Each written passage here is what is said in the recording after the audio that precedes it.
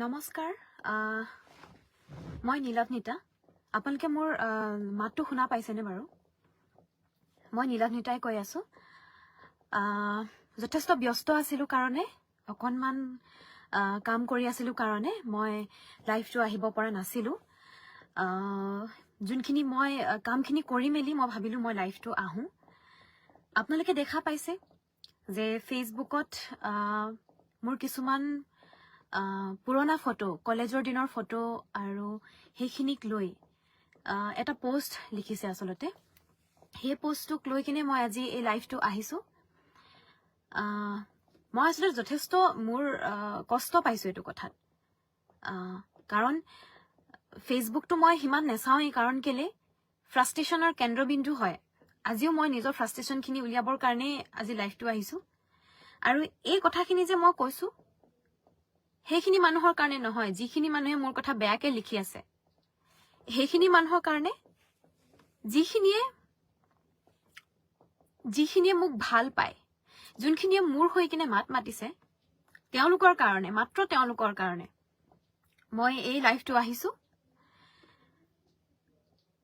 আপোনালোকে নিজৰ একাউণ্টৰ পৰা লাইভটো অকমান শ্বেয়াৰ কৰি দিব নেকি যদি আপোনালোকে শ্বেয়াৰ কৰি দিব নেকি নিজৰ একাউণ্টৰ পৰা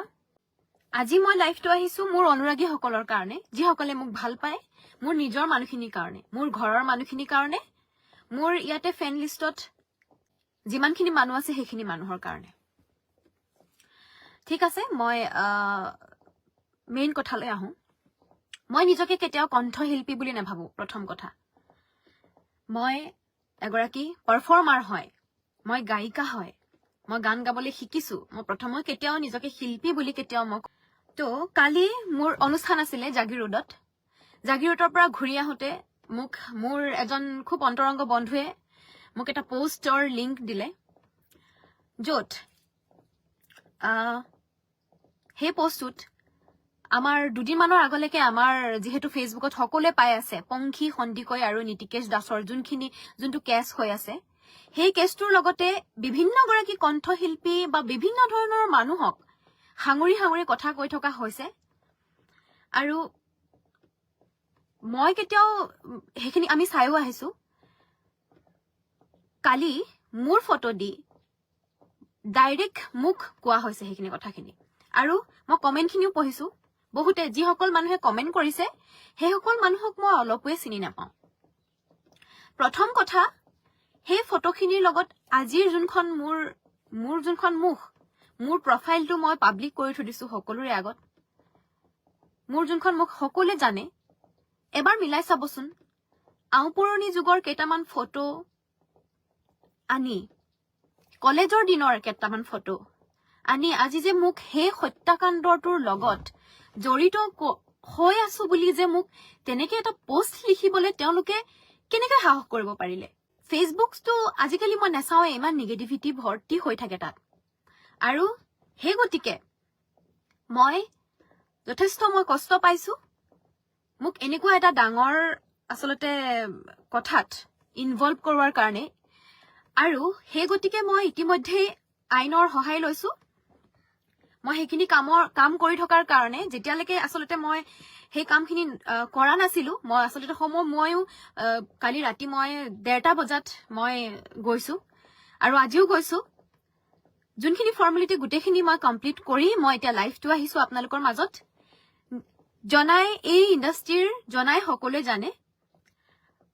সেই ফটোখন কিমান দিনৰ হয় মই কেতিয়াও কোৱা নাই মই নীতিকেশ দাসক মই চিনি নাপাওঁ বুলি মোক যদি কোনোবাই সোধে যদি মোৰ সেই হত্যাকাণ্ডটো আমি সকলোৱে জানো সেই হত্যাকাণ্ডটোৰ লগত যেতিয়া হত্যাকাণ্ডটো হৈছে তেতিয়া তো সকলোৱে জানে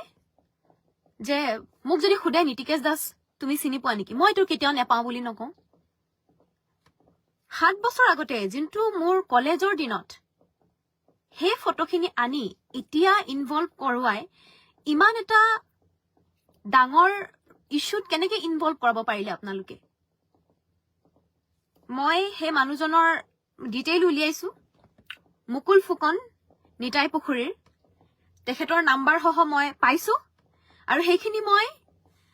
ইতিমধ্যে ডিব্ৰুগড় সদৰ থানাত দাখিল কৰিছো আৰু যিসকলে সেই পোষ্টটোত কমেণ্টত যিসকলে মোক লৈ কিনে যিখিনিয়ে মন্তব্য কৰিছে, বেয়া মন্তব্য কৰিছে, প্ৰত্যেকৰে মই প্ৰিণ্ট আউট কৰি মই তাত ছাবমিট কৰিছো। মোক প্ৰথমতে ফিজিকেলি আপোনালোকে লগ পাই লওক কিবা এটা কৰাৰ আগতে। এনেকে মন্তব্য দিয়াৰ অধিকাৰ হয়তো কাৰো কোনো নাই। আৰু মোৰ ঘৰত 3জনী ছোৱালী, মোৰ বাইদেউ 2গৰাকী। আমি জানো এগৰাকী ছোৱালীৰ কথা কেনেকে আমি বেছিকে বুজি পাওঁ নেকি।